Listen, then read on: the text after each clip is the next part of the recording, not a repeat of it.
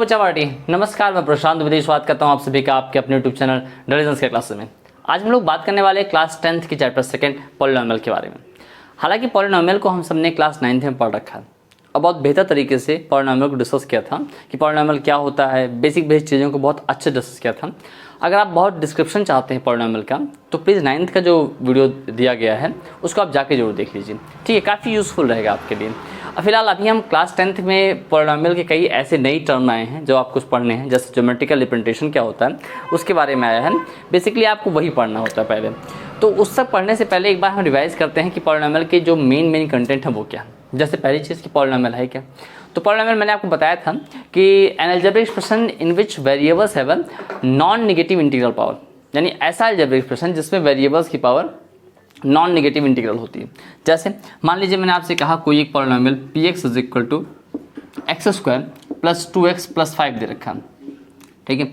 तो आप ध्यान से देखिए तो ये कैसा है, इसमें वेरिएबल है और वेरिएबल की जो पावर है वो नॉन नेगेटिव है। नॉन नेगेटिव मतलब क्या हुआ, कोई नेगेटिव ना हो और साथ साथ में वो फ्रैक्शन फॉर्म में या डेसिमल फॉर्म में ना हो, वो इंटीजर हो।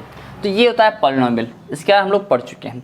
अगर मान लीजिए मैंने आपसे कहा कि कोई एक polynomial px is equal to x plus 5 दे रखा है, ध्यान समझिएगा, x प्लस 5 दे रखा है। तो यहाँ पर भी देखिए पॉलिनोमियल में वेरिएबल कौन है, x है और x की पावर कितनी है, 1 है। जब किसी भी नंबर के ऊपर कोई पावर नहीं राइट होती है तो बाय डिफॉल्ट 1 कंसीडर होती है। तो यहाँ भी पावर जो है वो नॉन नेगेटिव इंटीजर ही है। तो इस तरीके से ये पॉलिनोमियल्स है। और अगर मान लीजिए कि इसी की जहाँ पे रूट x लगा होता, रूट x प्लस 5 होता, तो ये पॉलिनोमियल नहीं होगा, चूँकि x की पावर तो 1/2 हो जाएगी, या हो जाए 1/x प्लस 5 हो जाए, तो भी यहाँ पे जब x ऊपर जाएगा तो निगेटिव हो जाएगा, यानी x की पावर -1 प्लस 5 हो जाएगा। तो निगेटिव होने पर भी ये पॉलिनोमियल नहीं रह जाएगा। इस तरीके से हम लोगों ने पहले समझा था कि पॉलिनोमियल क्या होता है। और अब हम लोग समझने जा रहे हैं इससे कुछ शॉर्ट टर्म्स हैं। जैसे डिग्री होती है, आपको पता है डिग्री जो उसकी मैक्सिमम पावर होती है, उस पॉलिनोमियल की जो मैक्सिमम पावर होती है उसको आप डिग्री कहते हैं। जैसे आप अगर यहाँ पे देखें इस पहले पॉलिनोमियल में इसकी डिग्री कितनी होगी, इसकी डिग्री 2 होगी, क्योंकि मैक्सिमम पावर यहाँ पे कितनी है, 2 है। यहाँ देखिए यहाँ डिग्री कितनी है, 1 है, ठीक है। अच्छा अगर केवल 5 होता तो 5 आपको पता है 5 जो है केवल कांस्टेंट पॉलिनोमियल होगा, यानी कोई भी नंबर्स जो होते हैं वो कांस्टेंट पॉलिनोमियल के अंतर्गत आते हैं। क्लास 9th में बहुत अच्छे से मैंने बताया था कांस्टेंट पॉलिनोमियल, जीरो पॉलिनोमियल क्या होता है।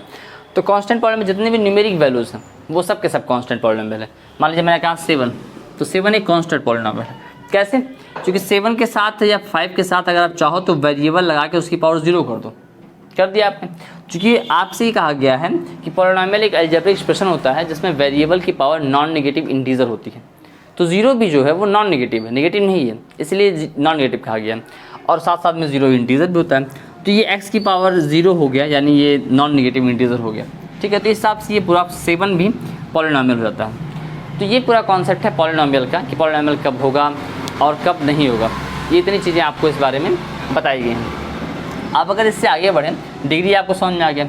कोफिशिएंट समझते हैं आप। कोफिशिएंट जब भी कभी किसी वेरिएबल का किसी नंबर के साथ मल्टीप्लाई होता है, तो जिस नंबर से मल्टीप्लाई हो रहा होता है वही कोफिशिएंट होता है। जैसे आप इसमें अगर देखें कि x कोफिशिएंट क्या होगा तो 2x कोफिशिएंट है।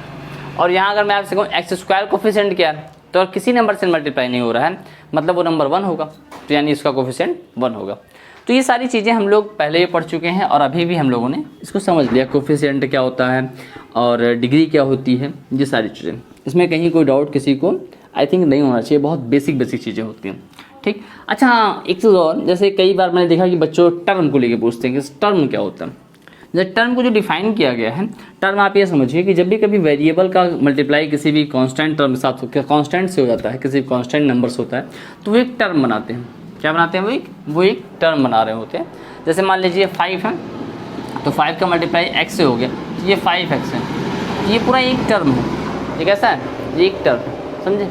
अच्छा क्या अकेले 5 टर्म होगा, अगर मैं आपसे पूछूं तो हाँ होगा। देखो कैसे, आप यहाँ 5x की पावर 0 कर दो, जैसे आपने एक्सप्रेशन में किया था वैसे इसे, ठीक है। तो ये इस हिसाब से आपके लिए एक टर्म के कॉन्सेप्ट होते हैं। अब इसके बाद आपको मैंने 9th में बताया था जीरोस क्या होते हैं। मैंने आपको बताया था जीरो ऑफ पॉलिनोमियल और वैल्यू ऑफ पॉलिनोमियल, दोनों बातें हुई थी, याद है नहीं याद है।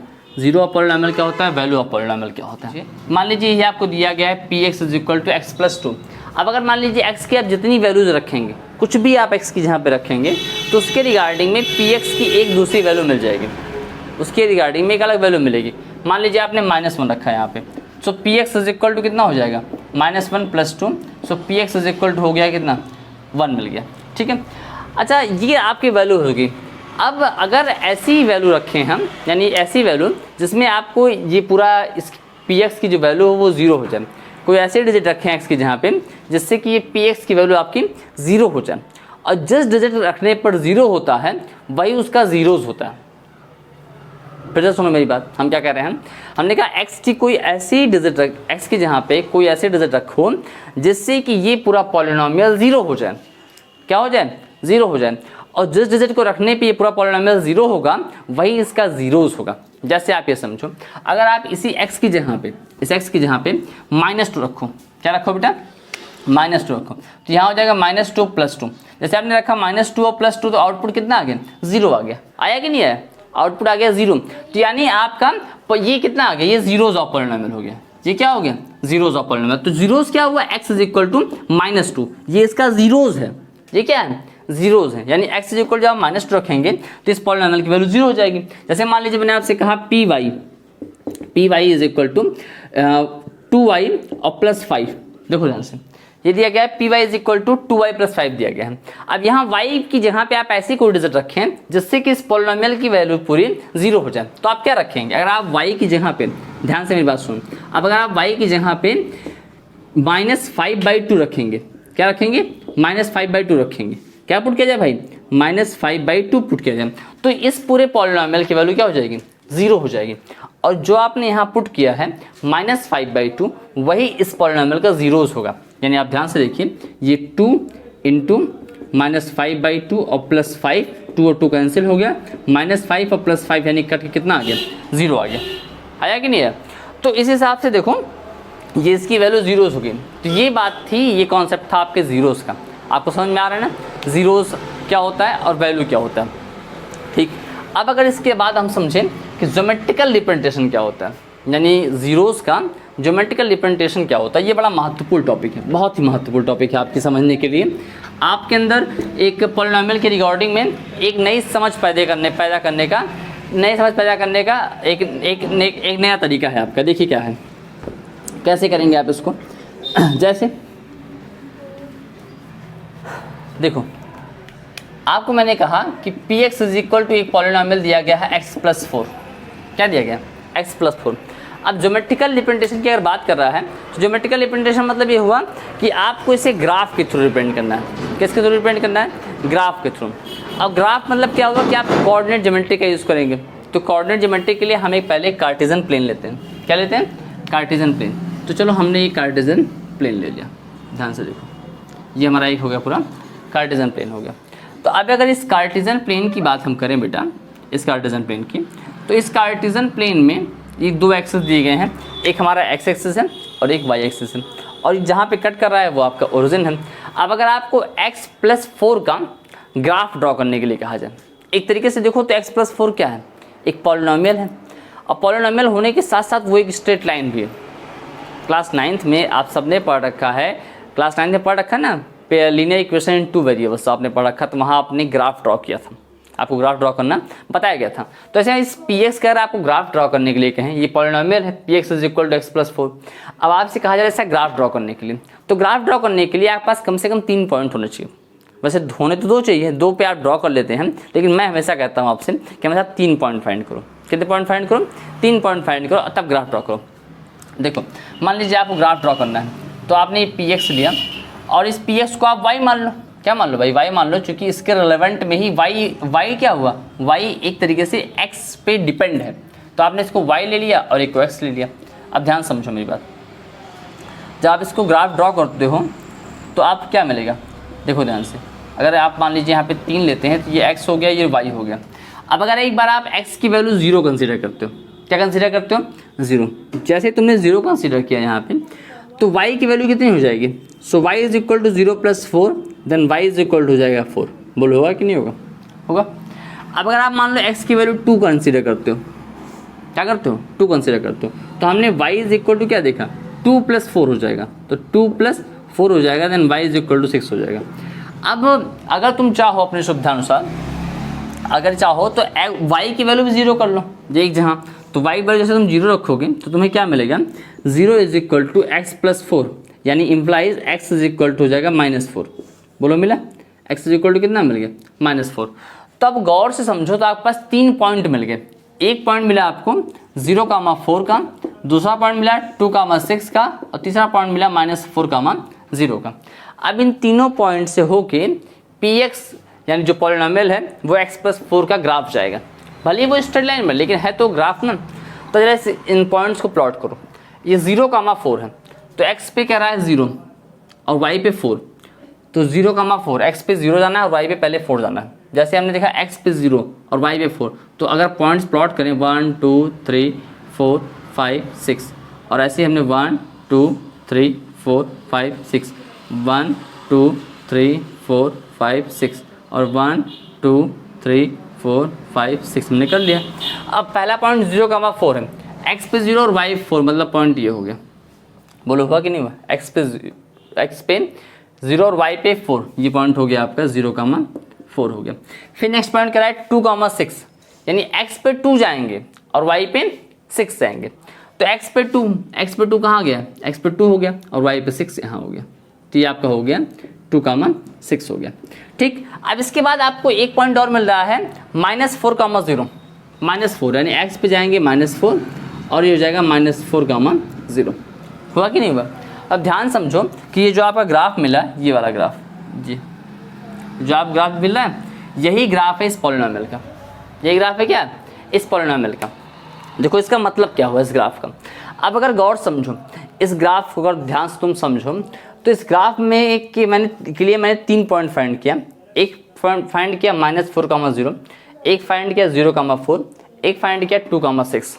ठीक है, 3 पॉइंट मैंने फाइंड किया यहाँ पे। अब इसमें जीरोस कौन सा है, ध्यान से देखो जीरोस वाला पॉइंट कौन सा है। जब हम x की वैल्यू -4 रखे थे तब हमें ये पूरा पॉलिनोमियल 0 मिला था नहीं। जब हमने x की वैल्यू -4 रखी तब हमें पूरा पॉलिनोमियल क्या मिलेगा, 0 मिलेगा। तो यानी अगर इसमें जीरोस की बात की जाए तो x इज इक्वल टू -4 वाला जो पॉइंट है वो क्या है, जीरोस है। तभी तो होगा जब x इज इक्वल टू -4 रखेंगे। यहाँ पे देखो अगर हम जीरोस की बात करें तो जीरोस का मतलब क्या होगा, जब x इज इक्वल टू -4 रखेंगे तब y की वैल्यू कैसी आएगी, 0 आएगी ना। तो आपके लिए जीरोस ऑफ द पॉलिनोमियल कौन सा हो गया, वो हो गया -4,0 वाला पॉइंट। बोलो हुआ कि नहीं हुआ, -4,0 वाला पॉइंट।